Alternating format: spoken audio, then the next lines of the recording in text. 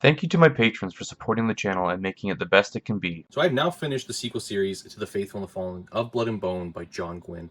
So this is actually a very different series to what The Faithful and the Fallen is. So this book, this series, is set 140 years after the events of The Faithful and the Fallen. So we're coming in with a whole new cast, a whole new set of POVs. Some characters will continue because they are long-lived, because they are certain races in these books, such as giants who live a long time, and there's Ben-Alim and Kadashim, if you have read The Faithful and the Fallen.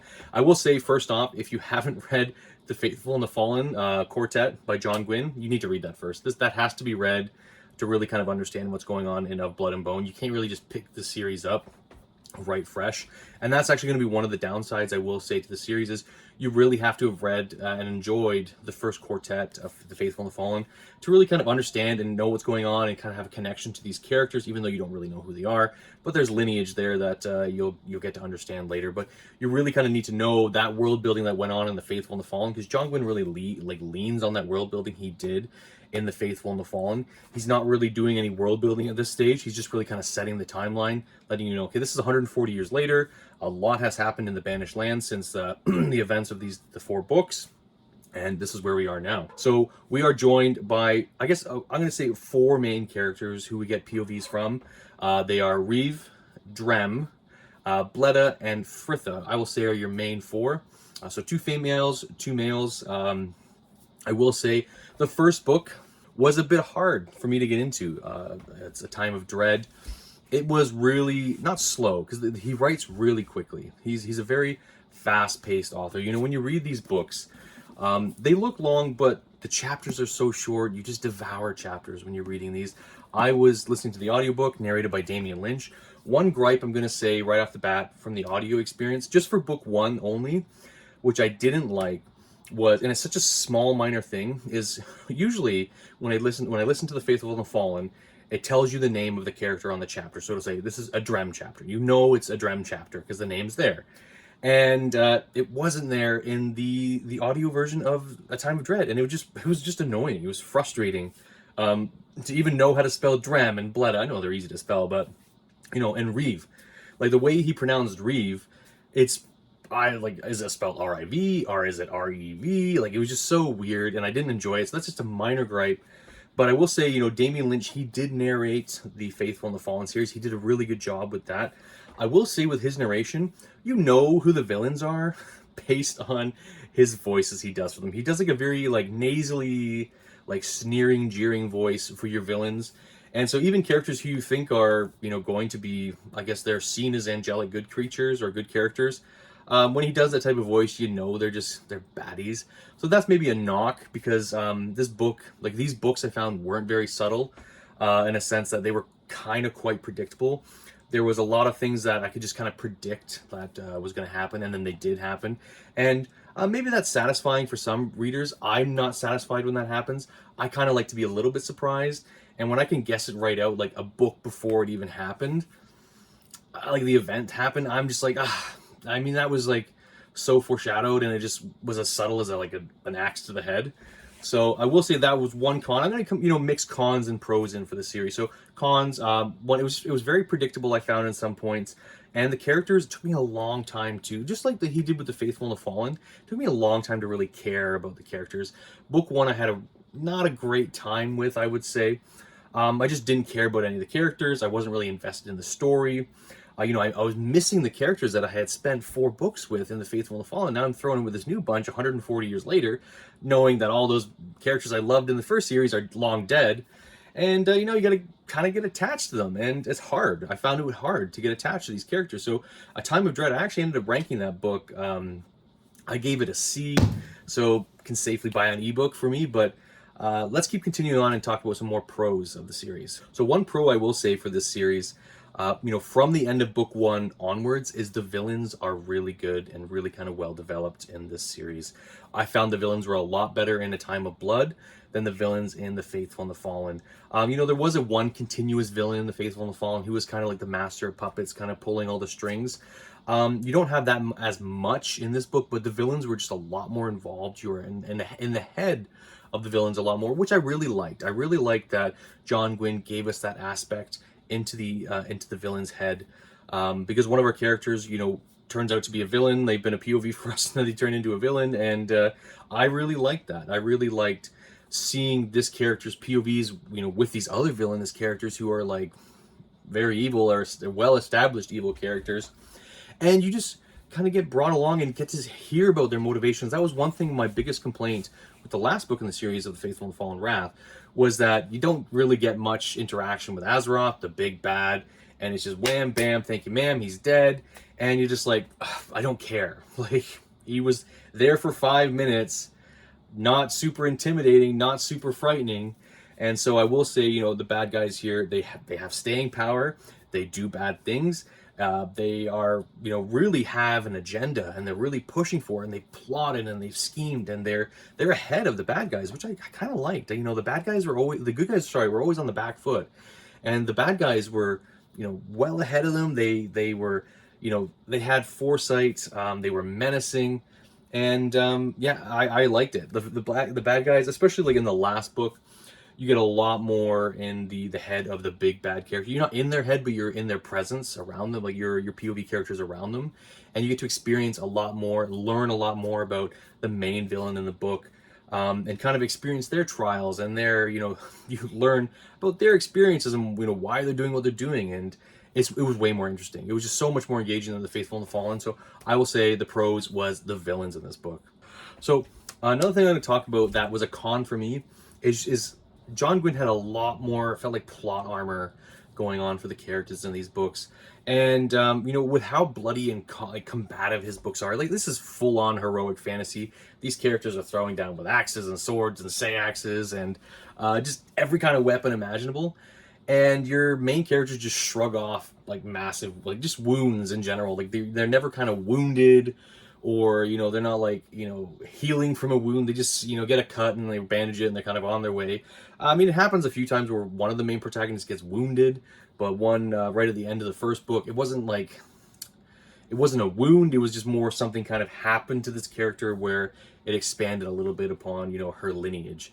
So it wasn't really a wound, but it did knock her on her butt for a few days, and it kind of, there was a healing process involved. But generally, I found with all the main characters like Rave, Drem, and Bleda, they would take wounds and you wouldn't hear too much about it. And that was it. Like, they would just kind of gloss over it. Like, I took an arrow in the thigh, and then I kept fighting. It's just like, if I took an arrow in the thigh, I'd be whining for like a week and crying and like be inconsolable, right? So it was just stuff like that where I know it's fantasy, I know it's like heroic fantasy, but it was just like, it was just kind of like plot armory. Like, you just have to kind of get them going, and they kind of have to have some wounds. And so that was another like little minor gripe where it's just the good guys just didn't feel like they had too many stakes, and they felt very protected, at least in this series, where I felt in the Faithful and the Fallen, bad stuff happened to those characters all the time, and I didn't feel like some of the characters were safe. There are certain characters in the Faithful and the Fallen that you just know, like, these are safe. They're gonna make it to the end. Like, they're gonna lose companion characters along the way. That's fine. That's expected. But generally, they're gonna be safe from major grotesque wounds. And but yeah, I kind of felt like this is the same. This, but for a lot more characters. So that is another minor con for you if you don't really, want to have that kind of historical fiction of like someone loses their finger and then they fight infection and all that stuff. Because I mean, like, I studied ancient history, and when a dirty sword was pushed into you, like through your, dirty clothes, most likely you're gonna die wherever you get cut. So, especially at a time where there was very limited medicine, or little understanding of medicine. So that was another minor con. It's so minor, but it was a con nonetheless. Another pro I want to say for the series is it's a lot darker. I felt this world is a lot darker after the events of Corbin and being the bright star. It's even though the good guys won in the Faithful and the Fallen, it seems to be a darker world. The main characters are looked after by the Shining Knights, the Benelim, the angelic figures, but you kind of really start to learn that they aren't the greatest people, and they aren't really the greatest lords to be, protecting the land of the faithful. And so I kind of like that it's a little bit darker. These characters, you see these Benelim, these shining angels, but they're really kind of gray figures. They're not people or beings to be worshipped and looked up to. They are quite evil, and they manipulate. They're manipulative, and they bend the will of the people to their needs. So I really like that, how he kind of turned these characters on their kind of head. But it is much darker and grotesque. So there's a lot of things that happen in this book with the magic that makes this series, like the Of Blood and Bone, very dark, very grotesque. There's a lot of gross things happening with, combining, the character, like the monsters you've seen in this series, of wolven, dregs, and lizards and worms and into men. It's just like there's a lot of black magic going on. There's a lot of gory moments. I mean, John Gwynne never shies away from the gore. Like, when you're reading his combat scenes, there's a lot of like axes studding into heads, and like, mauls hitting someone in the face and blowing their brains all over the place. So if you don't like gore, if you don't like blood, I mean, the series is called Of Blood and Bone, and there's a lot of blood and bone going around in this series. But yeah, I really did enjoy that he took this darker turn. Some parts, they aren't too squeamish, but they're just more like, ooh, that's kind of a bit gross. But other than that, I really think it was well developed. He really further developed the magic system in this series, and he kind of delivered on it. It kind of came full circle, because that was one of the weaker points of the Faithful and the Fallen, is you have this earth power. He never really used it, never really kind of explained it too much, I found. And it's just there, and it can be used by very certain powerful characters. And in this one, it kind of brings it more down to a human level. It's a bit more digestible. You kind of understand more how it works, and how it's really kind of beneficial to the Land of the Faithful, and how it can be used like to the detriment of the people. So I really like that. And then like one last thing I want to talk about, kind of the grotesqueness, is that there are like certain characters that get created in this story that are like vampire-esque. If you like that kind of theme, you like a vampiristic like villain, or like evil race, they're there, and they're really good. They're kind of creepy, but I thought they were executed well. So I'm going to finish off on I'm going to have one more con, and we're going to finish off on the final pro of the series. My last con for this series is, did it really need to be told, this story? Personally, I don't think it needed to be told. I would have been happy with the ending of The Faithful and the Fallen, and absolutely been fine with that story. Gone on and made up in my own mind what happened to the events after they had won the battle in The Faithful and Fallen. This story, it wasn't necessarily necessary. I kind of think that John Gwynne wrote this story to put an end to the Banished Lands, so that there's no real kind of continuance from there. There could be, but I don't think it would be as interesting. It would be just more than like a historical fantasy at that stage, because a lot of the magic by the end of this book, he's really kind of taken steps to take it out of this world, out of that world. So does this story need to be told? Did it need to be told? Probably not, but I still ended up enjoying it. I enjoyed this series. The more I listened to the audiobooks, the more I got through the books. So the first book was a little bit weaker. I said it was probably C tier. The second book, A Time of Blood, that was much stronger. A lot more going on. I got way more attached to the characters by then. And I think that's just the John Gwynne, kind of like hang on, is that he's maybe not the best book one writer, because he has so many POVs, and it's hard, and they're really short.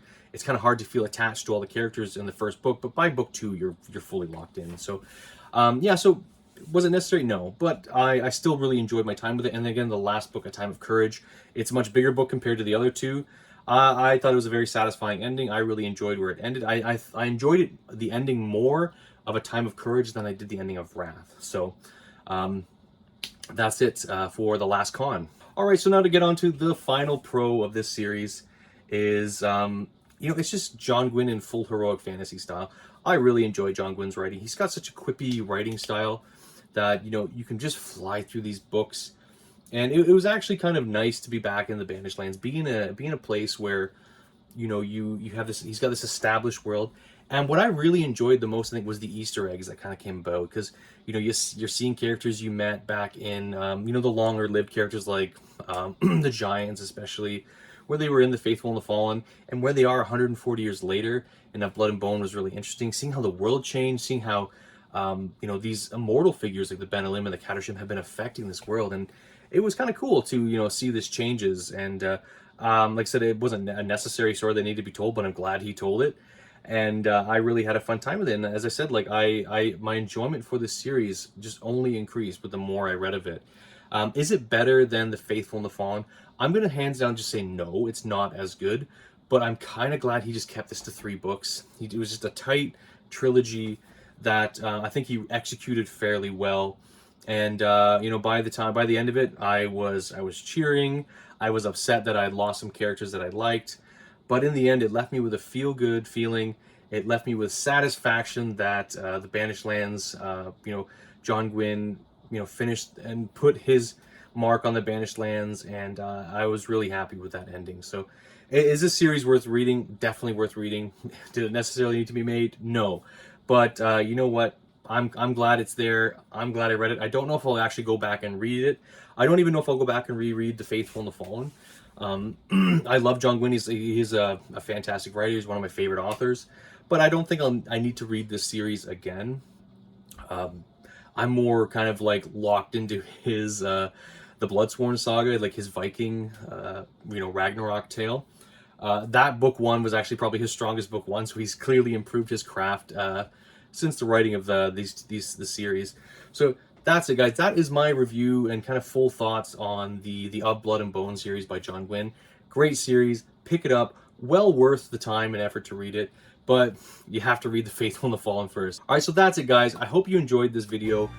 You know, if you enjoyed it, you know, please like, comment, and subscribe. You know, if you think I earned a sub, you know, please sub below. And as always, we'll see you on the next one. Thank you.